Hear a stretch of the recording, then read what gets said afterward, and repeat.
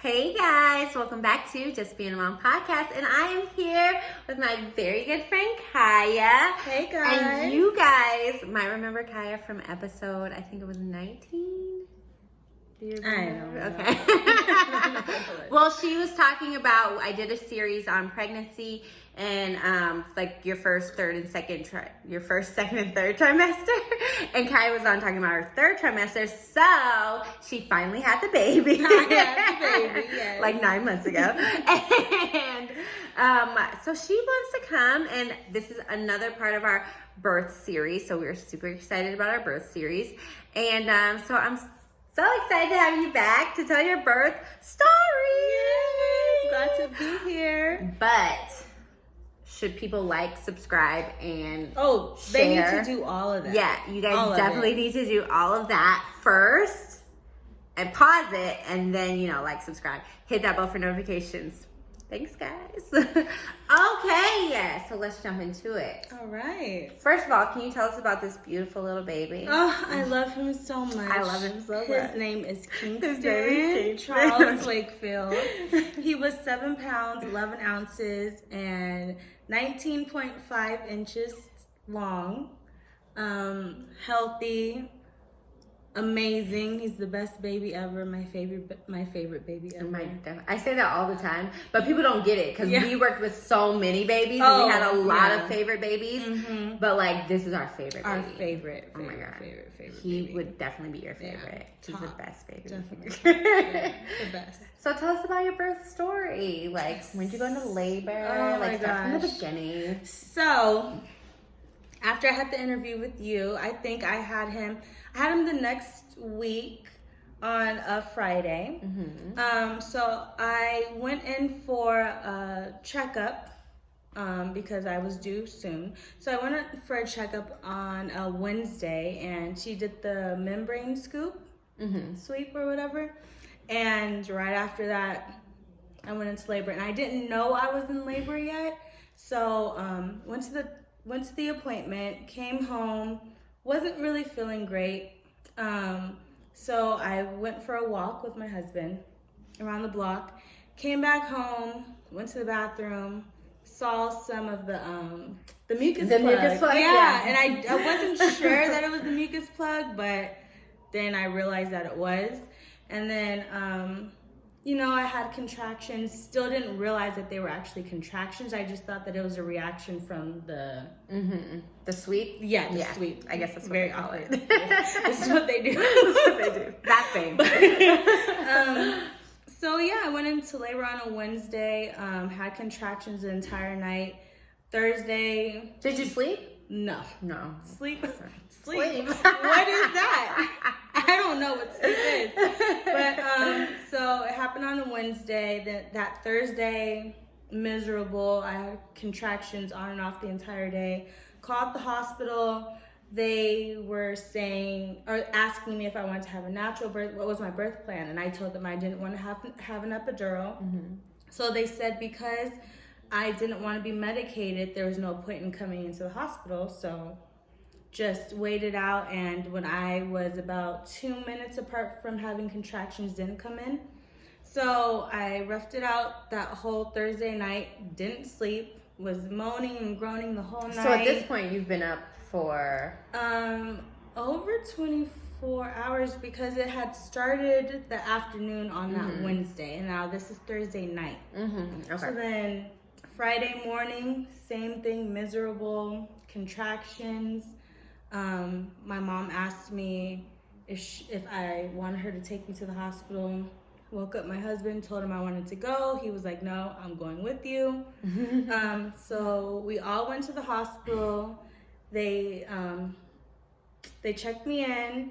I was 4 centimeters dilated, and then I told them I didn't want the epidural. Yeah. The pain was, if you haven't had a baby, the contractions, I honestly think that the contractions were worse than actually delivering Kingston. Yeah. The contractions were... There's something else. They are something you else. don't, you're not prepared. You're like not. you think, but then if it was just like one, yeah, like then, you'd be okay. Yeah, but it's just back to back. No. Like gut punch. I had got to a point where I couldn't move, I couldn't speak, and the nurses were just like, we need to talk about your options. You're in too much pain. And they're like, why don't you want to have the epidural? And I said, it's just a choice. I just don't want to do it. I want to do it naturally. And they're like, you had 36 hours of labor on your own. Be proud of yourself. It's not a bad thing to get the epidural. So I gave in, had the epidural, literally like night and day. Yeah. I was able to have a conversation. I was laughing. It was a good time. Good choice. Yeah. So then after I had the epidural, maybe a few hours later, I had dilated to an 8, and then they moved me to the operating room, or not operating room, the delivery room. Was in there for about 2 hours, and then I had my son. But it was definitely interesting. I was pushing for a little bit, and I lied to the doctor. She asked me she told me to let her know when I felt a contraction, and then we would push. Yeah. But even when I wasn't feeling a contraction, I was like, yeah, I feel one, so that we can just hurry up the process. Because I wanted it to just be done. And then she told me, she's like, I may have to cut you. And I'm like, do what you got to do. Get my son out of me. Yeah. So I ended up having an episiotomy, which I didn't feel a thing because everything else was so numb and I had pain everywhere else.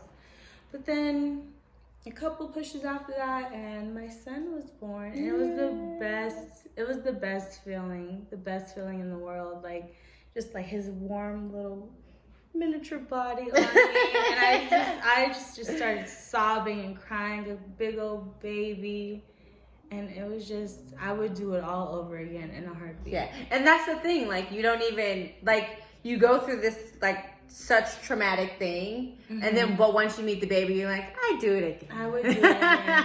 And honestly, childbirth feels like you're taking the biggest number 2 of your life. That's really what picture, okay, the contractions, think of the worst period that you've ever had and times that by 10. Yeah. That's what the contractions feel like, and some. Yeah.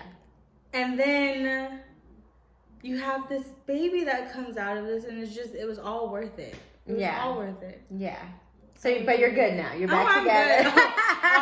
You are together. It is very good. Everything is very That's good. Oh my gosh, I love this baby. Yeah. So tell us about bringing him home. Okay. Your hospital stay. Yeah. Oh, my hospital stay was actually really nice. I stayed at Kaiser Woodland Hills, and they're very on it, very attentive, and asking me if I needed anything and helping me do this and that, like cleaning myself. I had no idea how much comes out after you have a baby. Oh my God. I had no idea. I don't want to think about it. I remember going to the restroom and looking down and then calling the nurse in because I didn't know if it was normal to see what I had seen. Do you want to describe it? It was,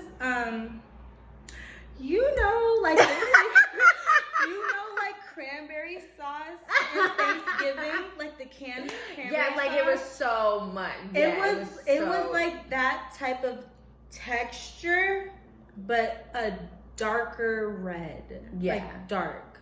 And it was just clumps of it. And I didn't know that I didn't know it was normal, but nobody prepared me for that. But they were really nice, and they helped guide me through that whole process, and all of that. A lot. They don't prepare you for the recovery stage and what comes after. Like, it's just like birth plan, and then it's just like what happened after that? Like, you know what? I gotta wear these panties and I'm bleeding for 50 days. Yes, that's the thing. After words, I had no idea that I'd be bleeding that long after Yeah. giving birth. Nobody prepared me for that. Yeah. I thought there was something wrong with me, but I'm broken. apparently it's normal. It's guys, it's totally normal to bleed for a very long time.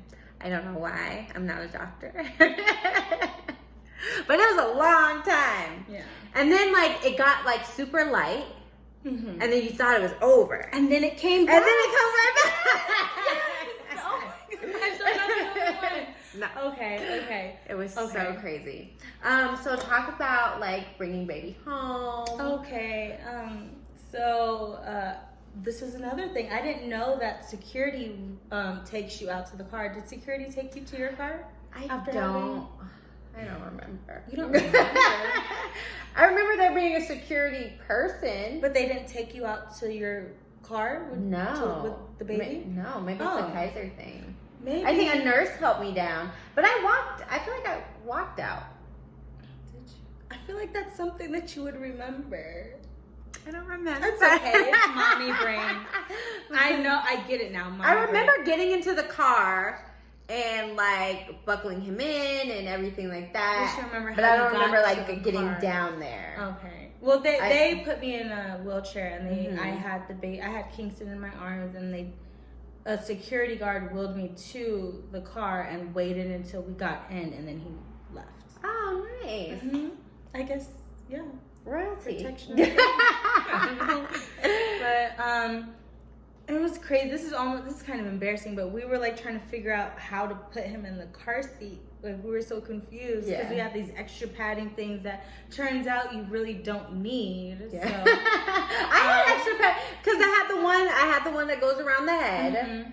And did then that come with the car seat? No, somebody gave it to me. That's the thing. That this is something that you guys don't know about. If anything happens in a car accident or anything like that, if you have anything in the car seat that did not come with the original car seat, they're not liable for anything. So that was another thing. I didn't know that. Yeah. So it's a big thing to think about.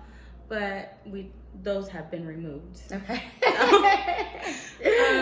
But yeah, it was so surreal. Like the drive home, I was thinking like, wow, like there's no more nurses to like tell me when I need to take a pain pill or like to help me do this with the baby or to just to do anything. Yeah. And then I have a video of his first moments coming inside the house, and I'm glad that I recorded that because it's something. Yeah, his very first moment going from outside the house inside the house.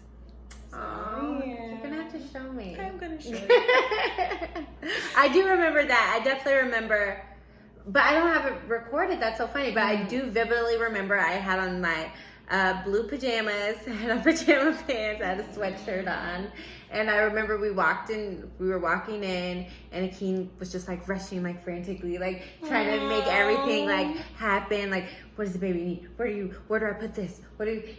Just like trying to make everything like super comfortable. He unloaded everything, and I just sat down with the baby, and I just remember rocking in the chair, and I was just like, because you can't believe it, you just went through this whole experience for 9 months, and you're just like, now I'm like rocking in the chair with this baby. It's so surreal. And Akeem was there with you by your side when you delivered. Yes, I had a C-section. Right. So he was like right there. Yeah, yeah. That's that makes a difference, and that's what I hate too about like this whole coronavirus thing, because they're not allowing dads in the delivery room. And I think that's kind of messed up. I think it's literally just one more person. Should there be visitors? No. But I do feel like there needs to be an advocate and support for the mom. Because so many things happen. So many Black women have died from various situations. I do feel strongly there needs to be an advocate in the room. But that's just my opinion. Leave it or take it. Take it or leave it. But I'm so glad you came tonight to record the podcast. We were having a girls' party, so it took us a while to get started. A girls' party. It took us a while to get started. But guys, I hope you got a lot from this. I hope you know that your birth can go any kind of way. Just prepare.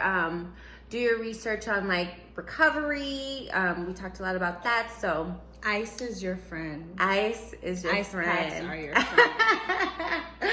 But thanks for tuning in today. We'll see you guys next time. Bye.